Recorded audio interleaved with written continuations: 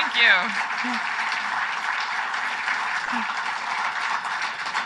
Well, hello, my friends. Good morning, everyone. I hope you enjoyed hearing the comments of the Prime Minister this morning. I was pleased he was able to pop up and see you before going on to some of his other meetings today, as well as a speech at the Chamber.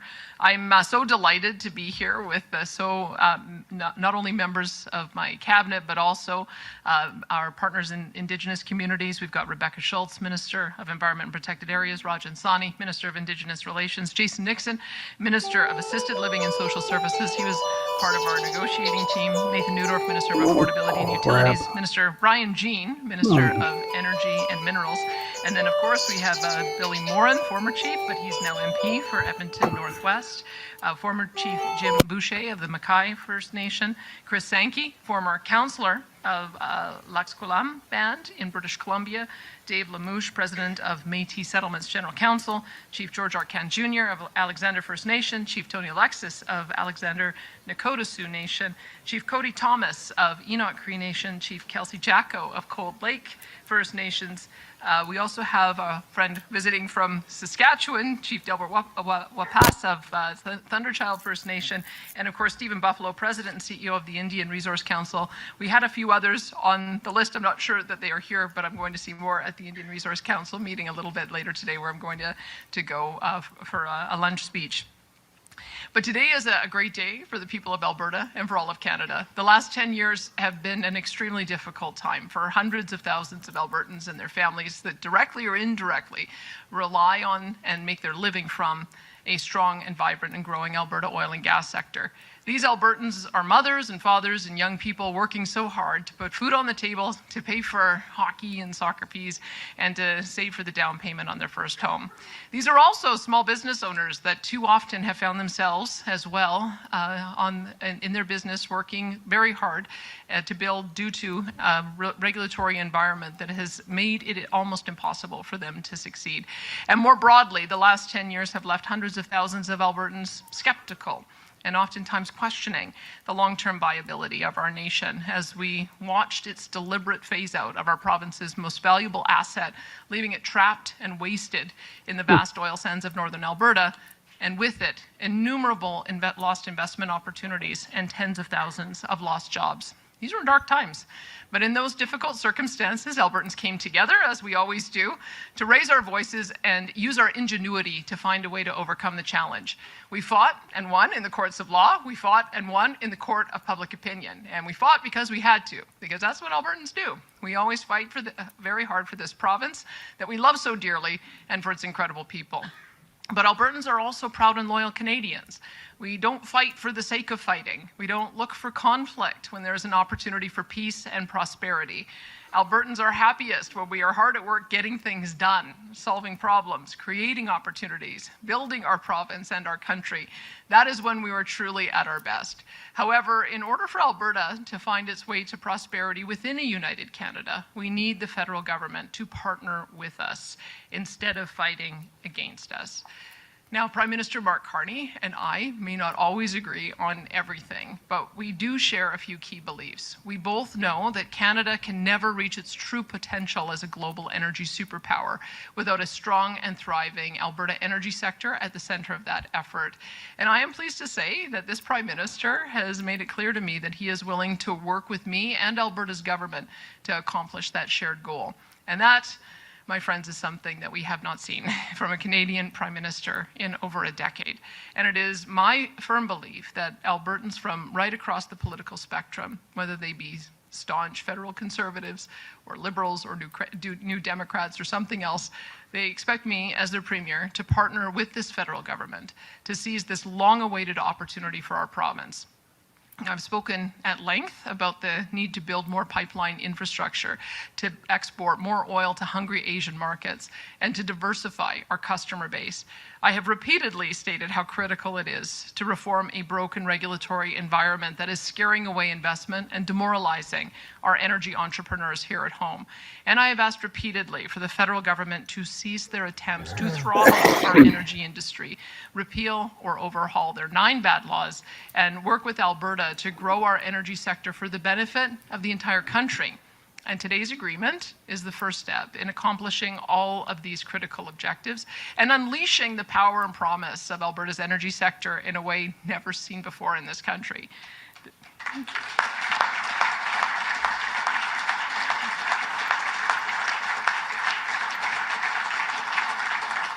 This agreement means the end of the punitive oil and gas emissions cap so that our great energy producers can grow and thrive again. This agreement means the immediate suspension of the federal net zero power regulations in Alberta, which had placed our electrical grid at a very serious risk of failure and limited any hope of substantial investment in AI data centers and applications development. This agreement includes a clear path to the construction of an over 1 million barrel per day Indigenous co-owned bitumen pipeline to Asian markets so that our province and our country are no longer dependent on just one customer to buy our most valuable resource. This agreement also allows for needed adjustments to the tanker ban when the new pipeline to Asia is approved by the Major Projects Office, as well as amendments that will ensure our companies are able to advertise their environmental leadership and efforts throughout the world without a fear of penalty. And this agreement also means that Alberta will be a world leader in the development and implementation of emissions reduction infrastructure, particularly in carbon capture, utilization, and storage. Alberta has a unique opportunity to show the entire world that the solution for reducing emissions does not entail capping productivity, growth, or innovation in oil and gas development. Hi, Dwayne. Rather, it is to leverage the profitability of the oil and gas sector to invest in the very technologies that will revolutionize all industries in their effort to reduce emissions globally. This agreement means Alberta will work with our federal partners and the Pathways companies to commence and complete the world's largest carbon capture, utilization, and storage infrastructure project. It will also make Alberta heavy oil the lowest intensity barrel on the market and displace millions of barrels of heavier emitting fuels around the globe. This is Alberta's moment of opportunity. Our opportunity to show the nation, as well as the entire world, that resource development and emissions reduction can not only coexist, but can actually complement one another for the benefit of billions of people around the world. Alberta is willing to take on and conquer the challenge as partners with the federal government. Now, I need to be clear, the government is just, this agreement with the government is just the first step in this journey. There is much more hard work to be done.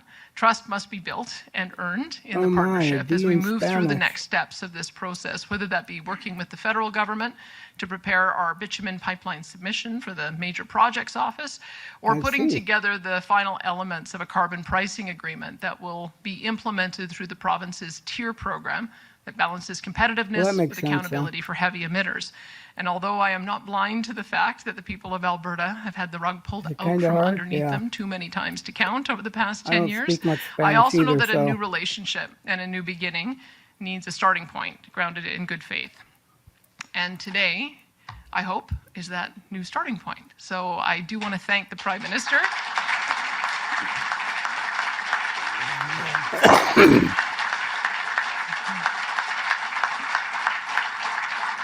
So I do want to thank the Prime Minister as well as his team for working with my team to get this agreement to the finish line. I'd also like to thank our negotiating team, and that included Ministers Jason Nixon and Rajan Sawhney, along with my Chief of Staff, Rob Anderson, and Deputy Ministers Liam Stone and Larry Comeyer for the great work that they did on this initiative.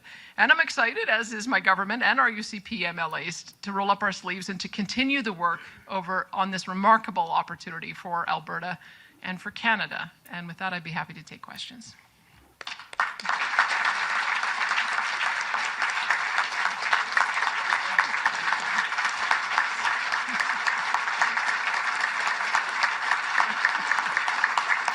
Thank you. Thanks so much. Now, I think Sam Blackett is somewhere moderating questions. Oh, there he is. Yes, we'll now start the media Q&A. We are tight in time today. We'll be taking one question, one follow-up per usual. Please state your name and outlet before asking your question, and we'll start off at our mic in the room. Go ahead. All right, Heather Yurix West from Global National. Thanks for taking my question. What is your view, Premier, of the power of BC or a First Nation to veto a potential pipeline deal? The MOU talks a lot about consultation, but what happens if an agreement can't be reached? Well, as you can see, the MOU does not contain a veto. But I think that we both recognize jointly that there is a requirement for consultation.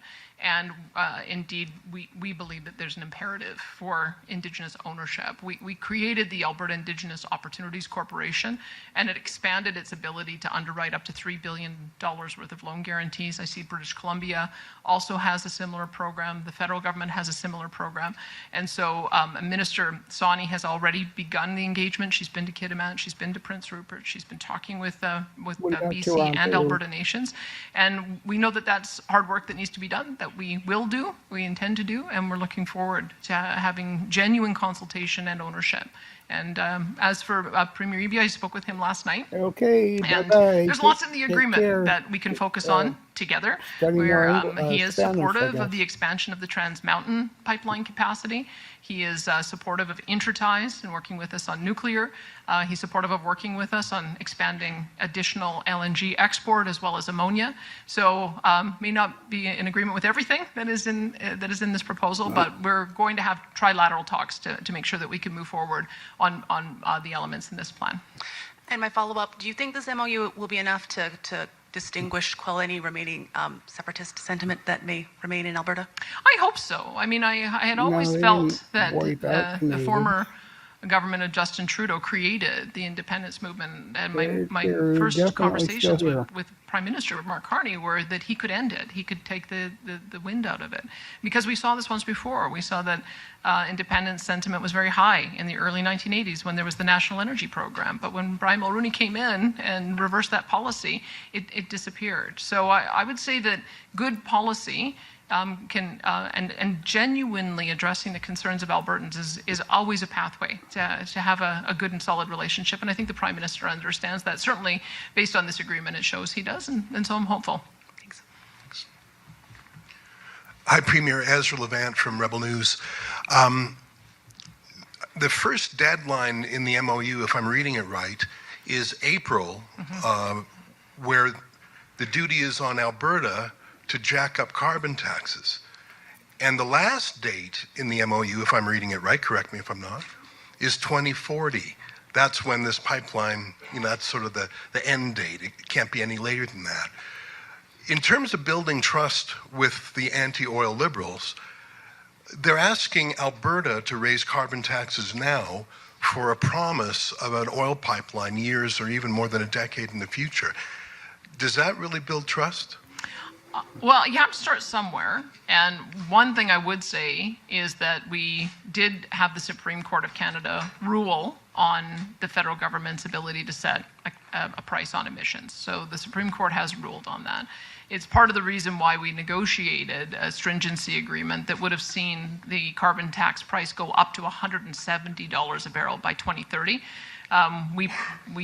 We've demonstrated, and I think the Prime Minister agrees, that's too high, too fast. So that's why we understand that there was always going to be a negotiation around that. We froze the carbon tax at $95, pending consultation with the industry and greater work with the Prime Minister. But remember, Alberta was the first to have an industrial carbon price. They did we implemented that in 2007. It's generated revenues that have allowed us to invest billions of dollars in new technologies, including carbon capture. So there is a commitment on the part of the industry to have a carbon price, and we did do some consultation on that. We're just glad that we have the means to manage it our way in Alberta under our tier program, and you'll see as of April 1st, and no, that wasn't a joke. April 1st is going to be the date that we have an agreement on that front. When it comes to the building of a bitumen pipeline to Asian markets to the BC coast. Though, if you read the MOU, those two things have to happen in tandem. That we have to see the Pathways project proceeding at the same time as an agreement to build that. One is dependent on the other. I don't know that the Prime Minister would have agreed to a new bitumen pipeline without Pathways, and we wouldn't have agreed to Pathways without a new bitumen pipeline. So they are going to be staged. They are going to go on together. We've already had a meeting with Pathways about how we're going to do that. That will require a trilateral negotiation as well. But I'm very hopeful. Since we have used carbon capture technology before for enhanced oil recovery, that's another part of this announcement, is that CO2 will be able to be used for enhanced oil recovery, which should allow us to generate more revenue.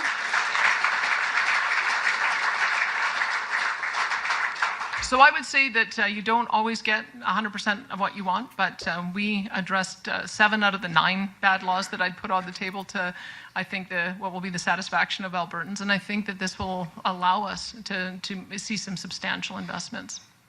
I mean, that's the thing about a peace deal. You have to make it with an enemy. So I suppose the fact that for a decade, his Glasgow Financial Alliance for Net Zero, it was about putting a capital strike on the oil and gas sector. Just a couple of weeks ago, he was asked about pipelines, and he said, boring. So is there anything, I mean, after a lifetime of attacking the oil patch, he was even interrogated by the U.S. Congress for an attempt to capital strike their oil companies. Is there anything the Prime Minister has said to you in private that you could share with us that would signal that his lifetime's work of attacking carbon-based fuels will somehow be put to the side? Like, I think he's just a slightly smarter version of Stephen Guilbeault. I think he hates the oil patch as his life's work. Is there anything he's said to you that make you believe that maybe he can be turned on this? Well, I'll start by saying my joke has been that I would love for pipelines to be boring again. I would love for, no matter what party is in power, what level of government, that there wasn't sort of an overwrought response anytime anyone talked about building a pipeline. It's actually quite remarkable that we're talking about expanding uranium mines, building nuclear power plants, building new transmission lines through pristine areas, massive new mining projects, and not one of them has raised any ire on the part of any environmental group or anyone in the media, but there has been all of this ire raised around a pipeline. So I hope that we can make pipelines boring again, because it's just a way to get our product to the consumers who need it. I would say that, as you know, I was not a huge champion of carbon capture technology when I was in politics the first time. I wasn't.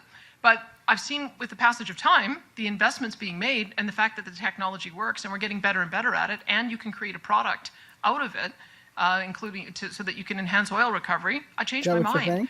And so I would say that the Prime Minister, maybe in the past 10 years, it looked like wind and solar and batteries were going to be the ability to power industrial economies. I think the world discovered that's not true.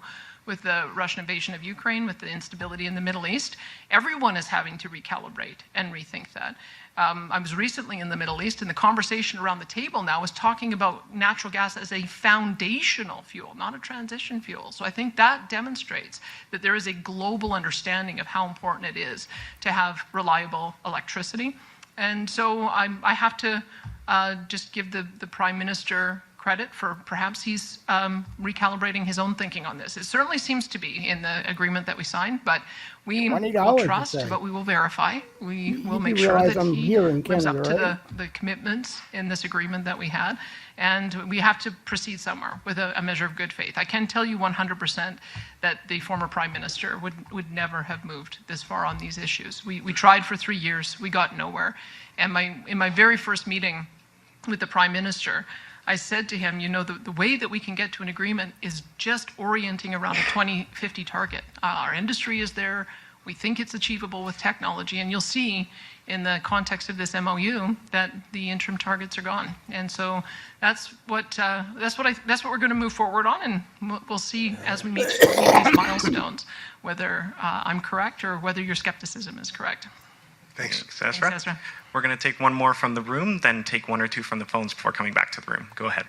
Hi, Premier. Laura Osmond with The Logic. When it comes to trying to find a proponent for this pipeline, is this MOU enough to start bringing private investment on board? Or in your conversations with potential proponents, are they looking to get farther down the line? At what point do you think you might be able to announce some kind of proponent taking over? Well, I think that the fact that this room filled up with, I think, 24 hours notice gives you an idea of the enthusiasm that we have in the sectors that make billion-dollar investment decisions. And many of the people in this room have been holding on to capital or redeploying it elsewhere. So I think that's going to cause a lot of really interesting conversations now that they've seen the structure of this agreement. We'll know in the coming weeks and months, generally speaking, about final investment decisions. But I've been encouraged to see that even with the announcement in the budget that they were looking at not implementing the emissions cap, which we confirmed today, you've seen Enbridge talk about 400,000 barrels a day on their main line that they want to expand. TMX has talked about an additional 400,000 barrels per day that they want to optimize. South Bow, using the old Keystone assets, have talked about a 650,000 barrel a day project. I've been in touch, the folks from the St. Lawrence Seaway Group have been in touch with me saying, can we get oil to Thunder Bay so that we can get it out on tankers to markets in Europe.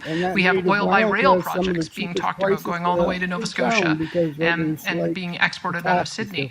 I'm watching with great interest as Manitoba Premier Wab Kinew negotiates an economic corridor co-owned with First Nations, and whether there's an opportunity for us to also be able to have a pipeline go there and also reach European markets.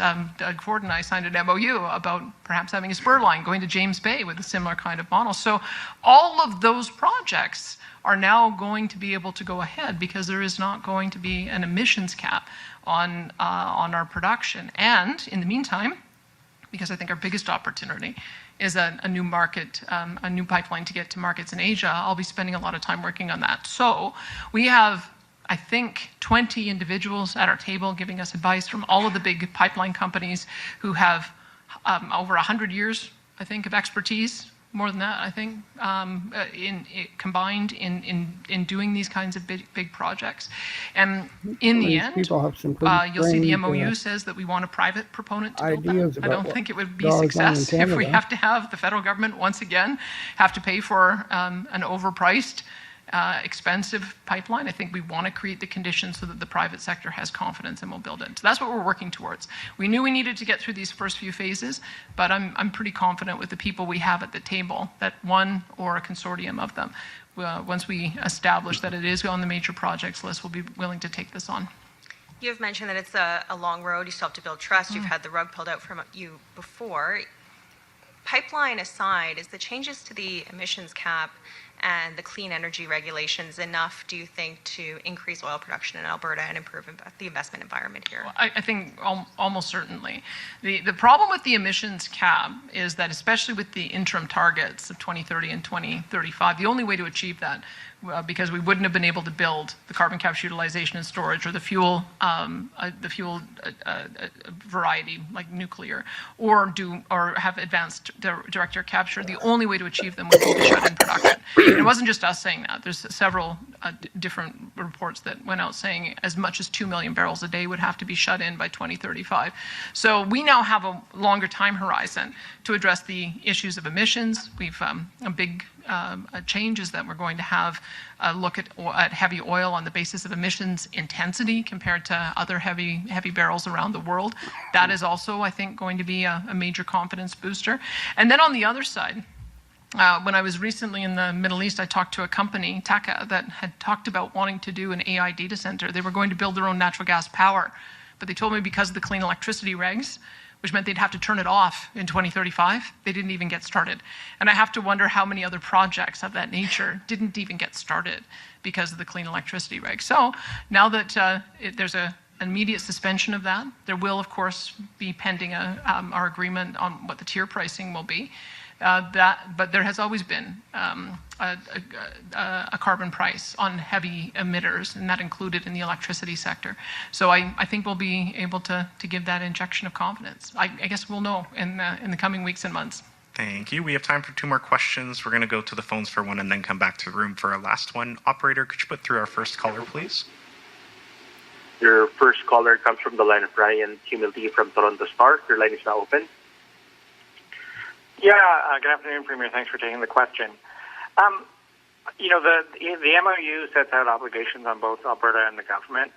If the government of Canada lives up to its obligations, but a private proponent doesn't emerge for the bitumen pipeline, is Alberta still committed to increasing its carbon price and the other commitments that you've made on pathways and other projects? Well, as I said, we have always had a carbon price. We were the first to put one in place in 2007. We have just recently made changes to TIER to allow those revenues to be recycled back to companies so that they can invest in carbon capture technology. We have put in place our ACIP program, which is our carbon capture incentive program, where we rebate 12% of the cost of any investment in carbon capture. We've got a major center in central Alberta where 10 different direct air capture projects are underway.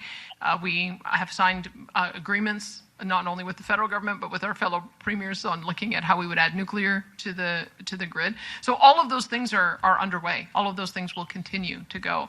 And what we're very hopeful is that as we stage gate the development of a bitumen pipeline, we'll also do the same thing with the Pathways project.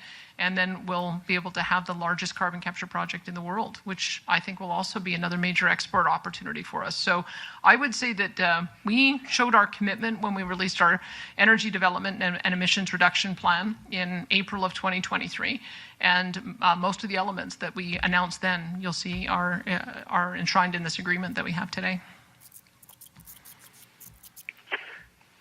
And then the coastal First Nations, especially, but certainly BC as well, have said so far publicly, they said they really don't support this pipeline. It seems like the MOU puts bringing those people on side in your court. Can you expand upon how you intend to do that and how you intend to see that happens? Well, I can tell you that there are some leadership in some nations that have been vocal, absolutely. But as you can see, there are some leaders of some nations that are in this room supportive as well. And that's the nuance that happens. That will be, no matter whether it's a nation or whether it's a province or whether it's a political party, there's just different opinions on things. But what this agreement shows is that we're going to work collaboratively to work towards a bitumen pipeline to Asian markets on the West Coast. And when we arrive at a port, that will also have a tanker ban carve-out for that. So I would say that my Indigenous Relations Minister is doing tremendous work on doing the initial engagement, which will ultimately lead to a more formal consultation process. We're beginning with a spirit of goodwill, having had some success with our AIOC. I think that demonstrates credibility in having a meaningful equity ownership stake. And we've had very constructive meetings. I had a very constructive meeting, you may have read, with the Haisla chief and council and others yesterday, where they may not be 100% behind a bitumen pipeline, but they're excited about LNG export. They wanted us to make sure that we knew that Kitimat is a thriving port for all kinds of commodities. And so I think that that's where the relationship begins. Let's talk about areas of agreement, and then let's work through the areas of disagreement. But I think that we will find over time that there are many nations who are also interested in these kinds of projects so they can bring prosperity to their people. And that's our starting point on this. Thank you. And if you're really quick, Premier, we might be able to squeeze in two more. Okay. We'll go to our next to the mic. Sheila Gunn Reid with Rebel News. Just staying on the topic of British Columbia, the Prime Minister has said in the House of Commons just 2 days ago, we believe the government of British Columbia has to agree. Now, just now, after he left the signing with you, his press release says these projects will only be built in consultation and partnership with Indigenous rights holders and British Columbia. So what is the real strength of this MOU when you have a partner who keeps giving veto to British Columbia? Well, you'll see in the agreement there's no mention of veto. I think that there obviously has to be trilateral discussions with British Columbia to find areas of common ground, and I think we will. And there's also clearly going to have to be a formal consultation process with Indigenous bands, and we're prepared to do all of that. What I have seen is that there have been a number of projects in British Columbia that may have started off with a lot of opposition that over time got a lot of enthusiasm. Look at all of the LNG projects down the coast. Look at Coastal GasLink. Look at the opportunity now for additional LNG projects. Look at even the Premier of British Columbia talking about expanding TMX. That was not the conversation that was happening 5 or 6 years ago. So I would say that some of it is in the proving. You have to prove that you're here, you're listening, prove that you are being genuine in the consultation, genuine in addressing the environmental and other issues that are raised. And that's what we intend to do. We intend to be involved every step of the way to make sure that we're able to bring people on board with this. But it's a process. We know it. This is the first stage of it. But having the Prime Minister agree in principle that getting 1 million additional barrels to Asian markets is a good thing for us and for Canada, I think that's a major milestone. Now, British Columbia, however, says that they're blindsided. They say they're considering a lawsuit, which could tie up any potential private sector proposal for years. It might even act as a deterrent to a private sector pipeline proposal. Has the Prime Minister given you any assurances that he would use constitutional means like the notwithstanding clause to prevent a proposed project from getting bogged down in a legal quagmire for years? Well, I don't think he needs to use the notwithstanding clause because this is federal jurisdiction. Trans-border pipelines, trans-border infrastructure, ports, those are all federal jurisdiction. And I think that British Columbia has tried to use every tool in the toolbox, I guess was the term that they used before, and failed. It was clearly affirmed by the courts that this is not British Columbia's decision to make. That being said, we understand that there's a process we have to go through. We understand that Indigenous partnership is key to that.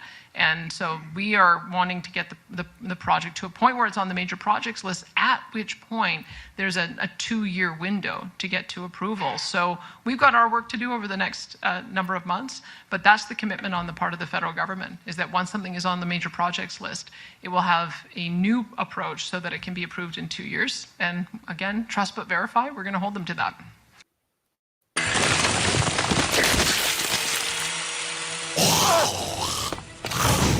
That's the case with the Globe and Mail. This MOU talks about working collaboratively with companies to get CCUS built. How are you going to bring those three parties together, government, CCUS companies, and obviously there's a carbon capture incentive right now to support the project at the 12%. Are you going to change that formula at all? So a couple of things. We have already demonstrated how we're going to support the project on our end. The 12% rebate on capital costs, that's our investment tax credit. But the recycling of the tier revenues, that's really significant because the pipeline companies in Pathways, or pardon me, the production companies in Pathways Group, they already pay, I think, $300 to $400 million in carbon tax fees through the industrial carbon tax. Having them be able to recycle those back to dedicate to this kind of project, that's our commitment. So that was a change that we made on consultation with the industry. The remaining is going to be coming from the federal government. They've got a 50% ITC. And the main thing that we were able to agree to with Ottawa is if you're going to have a project that is going to cost substantial dollars, you need to have a new revenue stream to pay for it.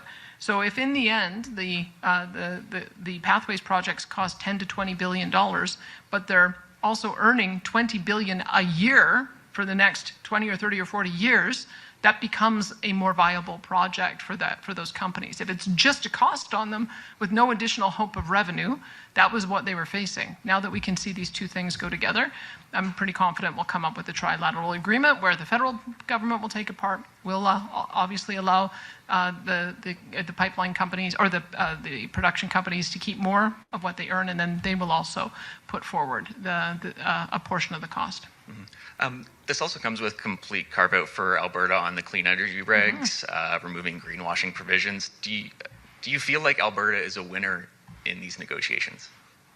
Well, I can tell you I had a pretty happy caucus when we talked about it yesterday. So I would say that we put on the table what it is that we wanted to achieve.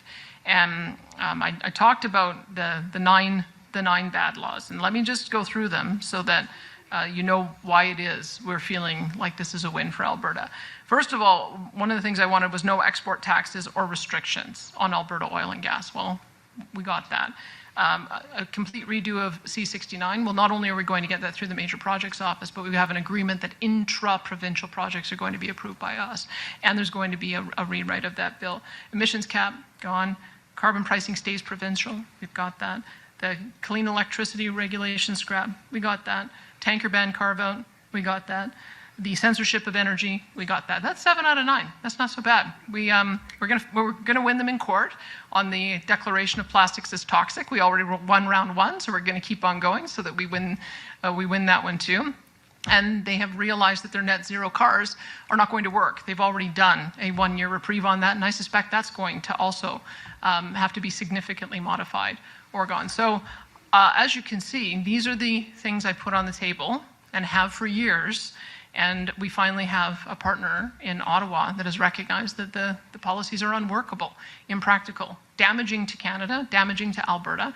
And I think this agreement is the first step in being able to correct 10 bad laws, or 9 bad laws over 10, I think, years where our economy was depressed.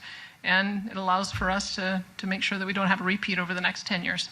Thank you, and that'll conclude today's press conference. Thank you, everyone, for joining us. All right, so that was Danielle Steele having a press conference.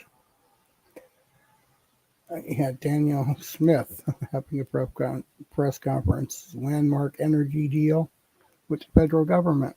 I guess we shall see what happens. If anybody has any opinions or thoughts on that, other than to believe that all the natives live in the north because Canada put them there and charged them $20 a gallon for milk. We'd be glad to hear it. We'll see you later. Have a good afternoon. Bye-bye.